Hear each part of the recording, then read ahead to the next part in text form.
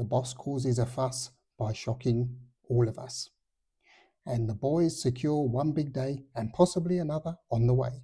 The good, the bad and the ugly at Liverpool FC for the Cup Competition Week. Brought to you by the LFC File. Run the intro, Joe.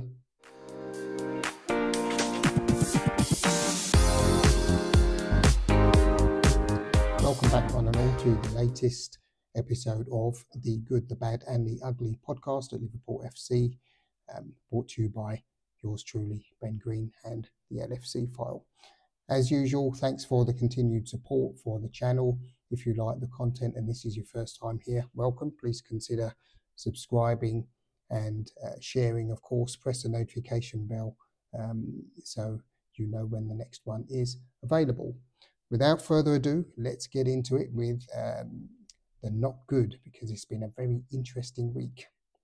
And for those of you that have been away for the last week on Mars or somewhere, it goes without saying that this week there's a not good. And this is Klopp's announcement of his resignation, which will take effect at the end of the season.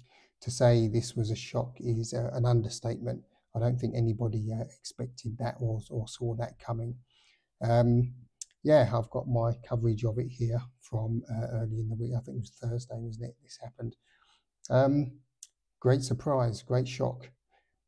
As I mentioned, there didn't seem to be any hint of this at all.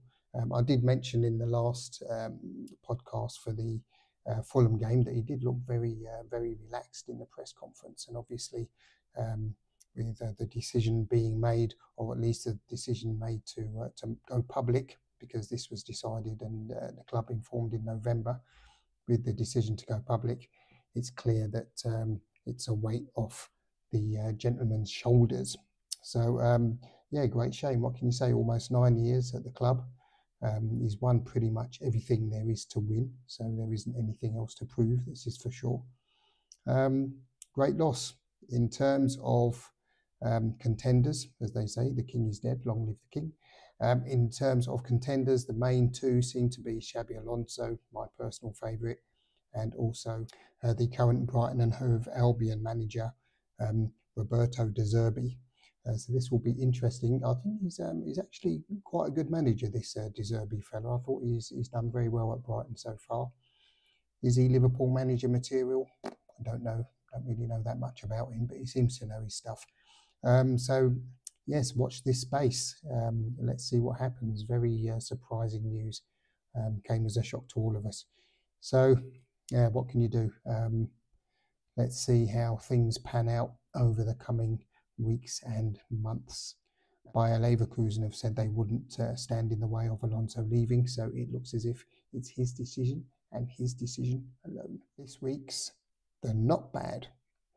And for the not bad this week, we have Liverpool progressing to the Carabao Cup final, which will be held on the 25th. Yeah, it will take place on the 25th of February, I believe, at good old Wembley Stadium. Liverpool, as we know, carried a 2-1 win from the first leg at Anfield into this replay and took the lead through a goal from Luis Diaz. And despite Fulham equalising, it wasn't enough to get them to the final. So this is Liverpool's, is going to be the 14th final. And if my dusty memory serves me correctly, it will be, should they win, it will be their 10th title. So I believe this is a record. So yeah, there you go. As we can see from LFC Online, we've got their headline there. That's the final whistle. Liverpool won 3-2 on aggregate, and will face Chelsea in the Carabao Cup final at Wembley. Post-match reaction and your man of the match, please.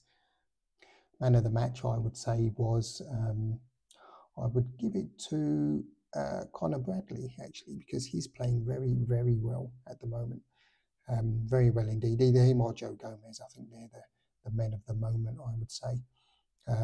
So yeah, well done, Liverpool. We've also got the official LFC X account take on it there. We'll take on Chelsea in the Carabao Cup final at Wembley. So well done, the boys, and let's see if we can get number 10 in the old trophy cabinet.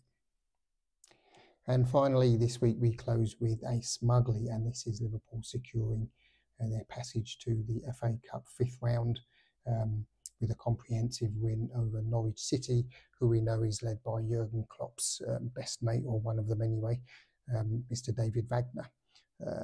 So yeah, good result, 5-2, very good game, bit rudimentary really, to be honest. Goals were from Curtis Jones, which was a very nice one, Darwin Núñez,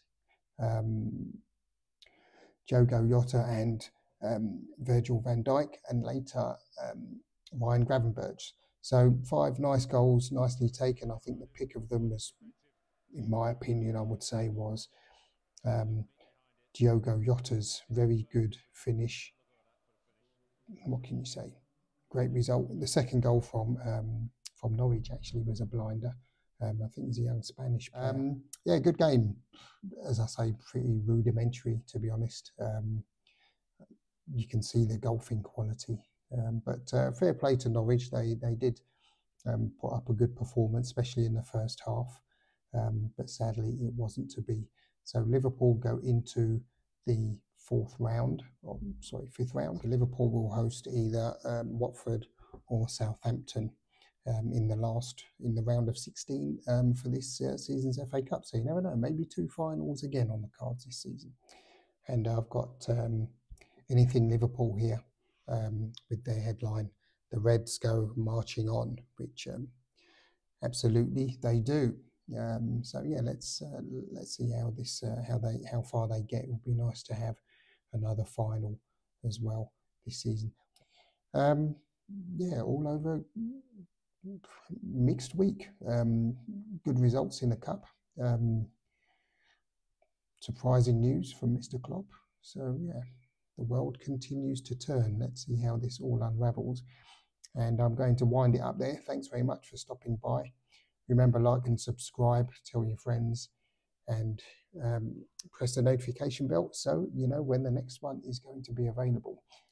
Remember also to follow the blog, which is on Facebook, Instagram, and X. So until next time, peace. You're at FC Farm. Let's see how things pan out over the coming weeks and months. Mönchengladbach have said they wouldn't. This has to be.